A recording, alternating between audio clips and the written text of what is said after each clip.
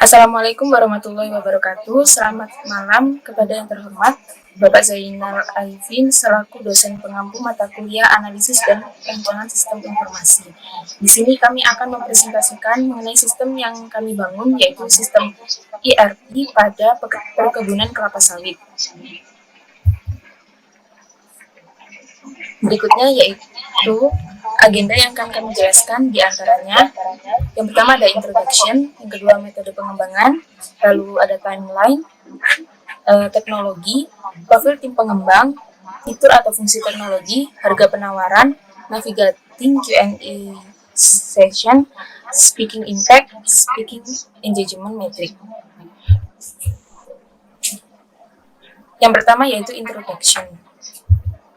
Di sini kami akan menjelaskan latar belakang mengapa sistem ini dibuat, yaitu karena adanya masalah pada biaya operasional pelaksanaan kelapa sawit yang terlalu tinggi, dan yang kedua solusinya yaitu ERP membantu mengintegrasikan berbagai fungsi dari bisnis tersebut.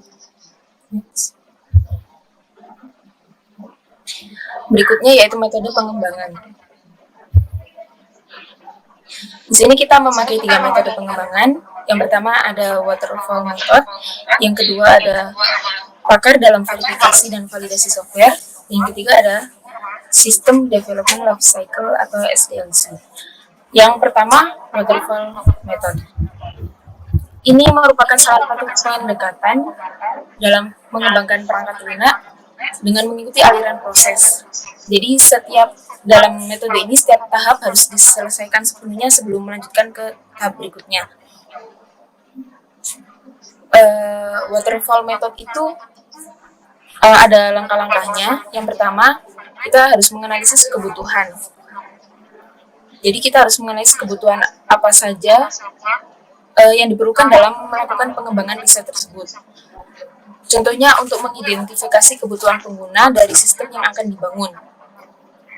Ya, informasi ini bisa kita peroleh dari wawancara, survei ataupun diskusi forum yang terkait. Jadi hasil dari riset ini akan menjadi acuan dalam menentukan layanan atau fitur yang perlu dikembangkan. Lalu kita akan menuju ke perancangan atau desain. Jadi pada tahap ini kita akan mengembangkan sistem tersebut berdasarkan informasi kebutuhan pengguna. Lalu yang ketiga, kita akan mengimplementasikan atau melakukan pengujian unit. Jadi setelah perencanaan selesai, kita akan mulai mengembangkan sistem berdasarkan desain yang telah dibuat sebelumnya. Lalu yang keempat, mengintegrasi atau melakukan pengujian sistem. Dan yang terakhir yaitu melakukan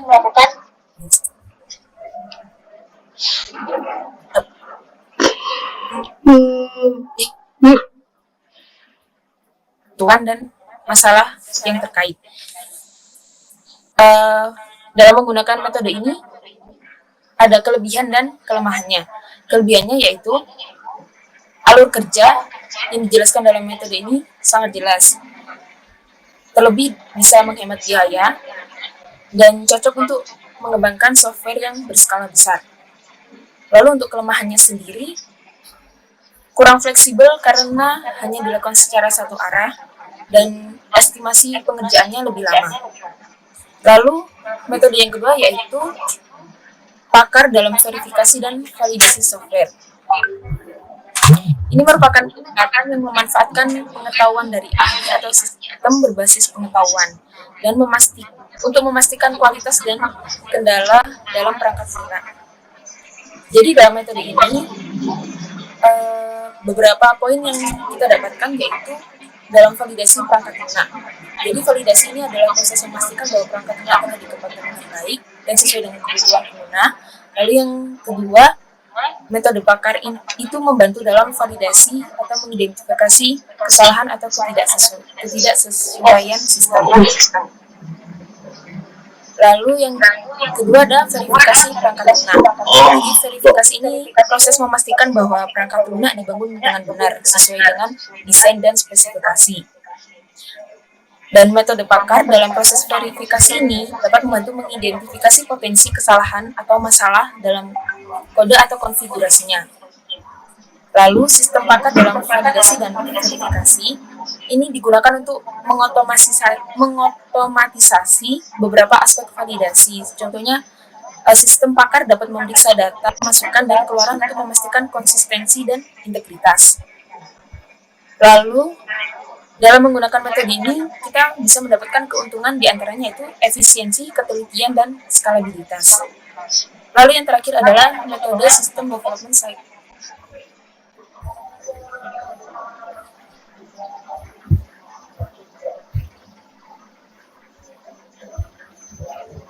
Dan tahapan yang harus diikuti dari awal sampai akhir.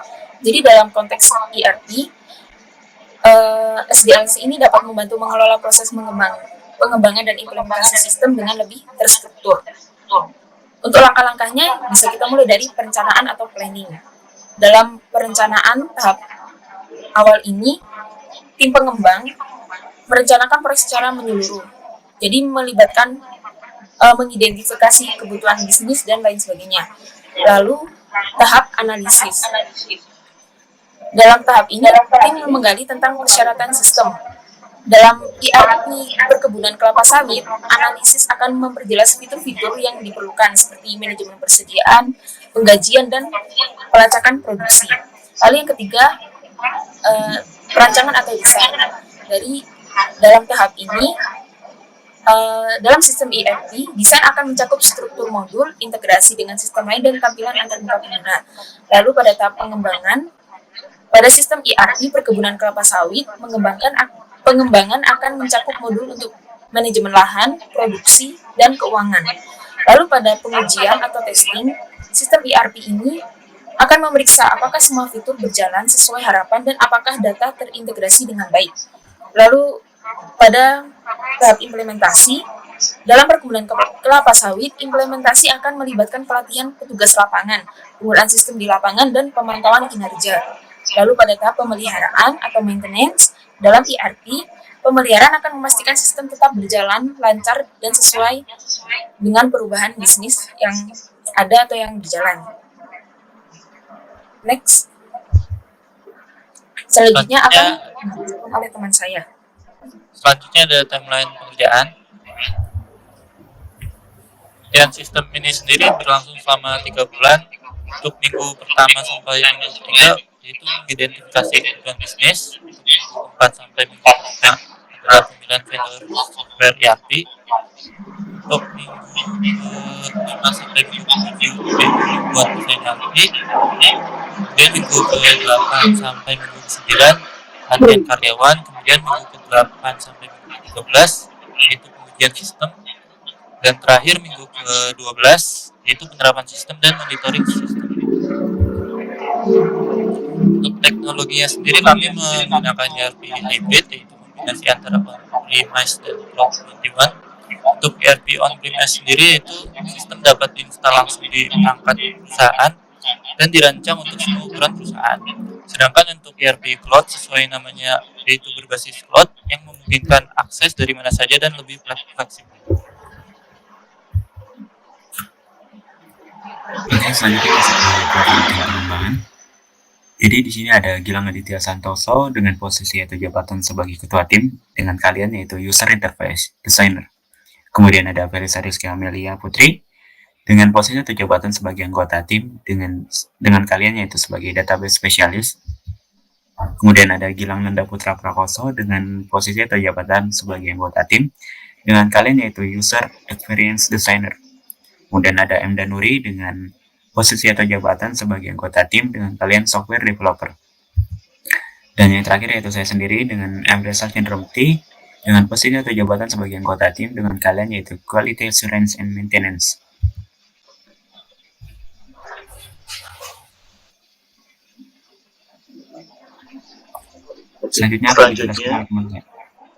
Selanjutnya fitur atau fungsi teknologi. Penerapan software ERP memiliki beberapa keunggulan. Yang pertama, mengurangi kesalahan dalam pengambilan keputusan. Kedua,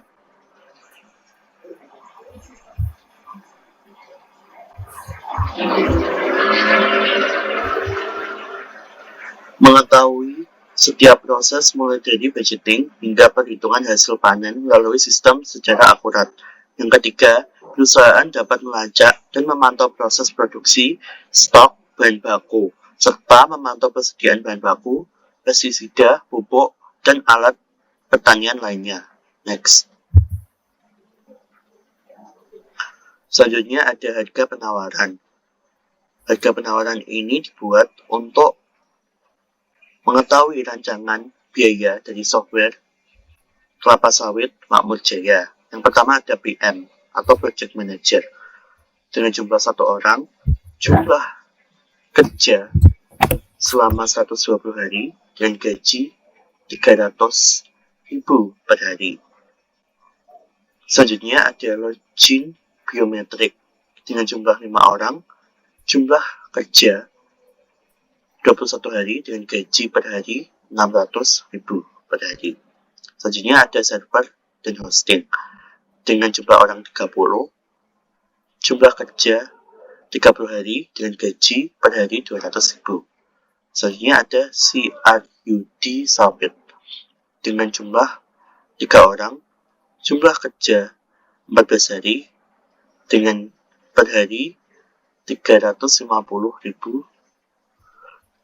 Kelima ada security system dengan jumlah kerja 3 orang, jumlah hari kerja 30 dengan gaji per hari 200.000.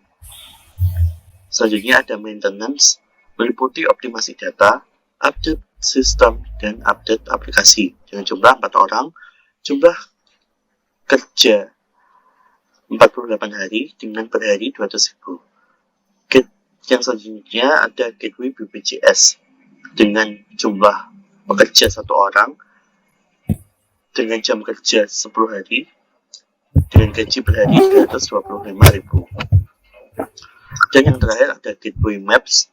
Gateway Maps ini digunakan untuk melacak mulai dari bahan baku akan diantarkan kemana sampai bahan baku dibuat untuk apa, dengan jumlah 2 orang pekerja dengan jumlah jam kerja 21 hari dengan per hari 500.000.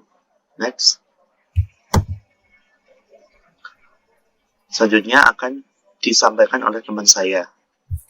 Oke, selanjutnya masuk ke bagian navigating Q&A session. Jadi, di navigating Q&A session ini dalam sistem ERP perkebunan kelapa sawit, yaitu mau melibatkan pemahaman tentang fungsionalitas sistem ERP dan kebutuhan serta proses spesifik dalam industri kelapa sawit. Di sini ada beberapa bagian, ada 5 bagian, yaitu memahami fungsionalitas ERP, kemudian ada mengidentifikasikan kebutuhan, lalu membuat pedoman, dan yang keempat yaitu memanfaatkan fitur, dan terakhir yaitu monitoring dan umpan balik. Pada di bagian memahami fungsionalitas ERP, dilakukan dengan memahami sistem ERP yang digunakan di perkebunan kelapa sawit. Sistem ERP umumnya mencakup berbagai modul seperti keuangan, manajemen, inventaris, SDM, dan manajemen rantai pasok.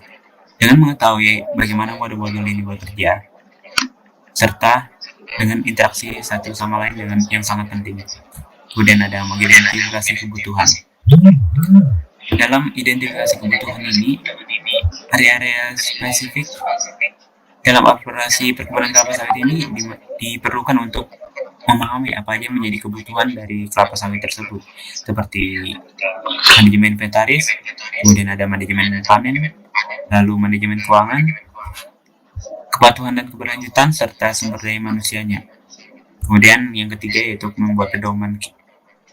Dalam pedoman ini, sesi tanya jawab ERP diperlukan untuk mendefinisikan tujuan dari setiap sesi tanya jawab tersebut, kemudian menetapkan agenda dan jadwal yang jelas, lalu menugaskan peran dan tanggung jawab kepada peserta, membuat protokol untuk bertanya dan menjawab pertanyaan, kemudian memberikan pelatihan kepada karyawan tentang cara penggunaan sistem ERP secara efektif dari sesi tanya jawab tersebut. Lalu ada membuatkan fitur-fitur, dimana dalam fitur-fitur ini kita dapat mengakses data secara real time, kemudian adanya kolaborasi dengan pemanfaatan sistem ERP ini untuk berkomunikasi dengan antar peserta atau pekerja dan sebagainya. Lalu melakukan manajemen dokumen, di mana manajemen dokumen ini adalah prosedur atau dokumen-dokumen yang relevan terhadap dari sesi tanya jawab, kemudian ada analitik dan pelaporan. Dan terakhir yaitu monitoring dan umpan balik, yang dimana dalam monitoring dan umpan balik ini ERP itu berfungsi untuk melakukan riset kebutuhan dan berbagai proses dan memahami kebutuhan dari setiap menu kelapa sawit yang dibutuhkan dari kelapa sawit. Oke, next. Selanjutnya yaitu spreading impact. Pentingnya penerapan teknologi dalam meningkatkan efisiensi dan produktivitas bidang industri perkebunan. ERP adalah sistem perangkat lunak yang mengintegrasikan berbagai fitur bisnis utama seperti keuangan, akuntansi, manufaktur, rantai pasokan, dan manajemen proyek. ERP dapat membantu industri perkebunan dengan meningkatkan efisiensi operasional, mengoptimalkan proses manual seperti pencatatan, transaksi, manajemen inventaris, penjadwalan produksi, meningkatkan produktivitas, menyediakan data dan informasi yang akurat dan real-time untuk pengambilan keputusan yang tepat, meningkatkan akurasi pelaporan, menghasilkan laporan keuangan dan operasional yang akurat, tepat, dan tepat waktu. Pengenalan ERP mulai dari efisiensi operasional hingga pelaporan yang akurat. Penerapan ERP diterapkan di berbagai sektor, mulai dari penerapan dalam penanaman, pengoptimalan perencanaan penanaman, pemantauan pertumbuhan tanaman dan pengendalian hama penyakit, panen dan pengelolaan panen, transportasi dan pengelolaan hasil panen secara efisien, penjualan dan distribusi, pengelolaan penjualan, distribusi, dan inventaris produktif secara efektif, keuangan dan akuntansi, pengelola keuangan, akuntansi, dan pelaporan secara akurat. Dengan penerapan ERP ini, industri perkebunan kelapa sawit dapat meningkatkan keuntungan seperti mengurangi biaya dan meningkatkan profitabilitas. Selanjutnya yaitu meningkatkan daya saing, yaitu meningkatkan kualitas produk dan layanan yang dimiliki oleh industri tersebut. Yang terakhir yaitu meningkatkan kepuasan pelanggan, yaitu memberikan layanan yang lebih baik kepada pelanggan ketimbang tidak menggunakan sistem ERP. Next. Yang selanjutnya yaitu management method, yaitu berfungsi untuk meningkatkan efisiensi operasional dengan sistem ERP pada perkebunan kelapa sawit. Di sini kita dapat melihat 3 poin yang dimiliki oleh impact factor. Yang pertama yaitu manajer perkebunan kelapa sawit, IT, profesional, mahasiswa, dan peneliti dengan bobot measurement yaitu sebesar 80%. Yang kedua yaitu pengenalan ERP dan fitur-fitur keunggulan dengan bobot measurement yaitu 100%. Yang ketiga yaitu implementasi dan tantangan yang dimiliki dengan bobot measurement besar 50%. Saya kembalikan lagi kepada Balisa.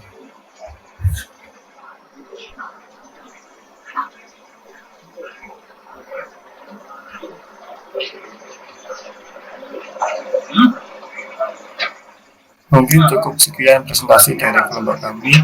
Mohon maaf jika terdapat kesalahan yang disengaja maupun tidak sengaja. Saya akhiri. Wassalamualaikum warahmatullahi wabarakatuh. Waalaikumsalam warahmatullahi wabarakatuh.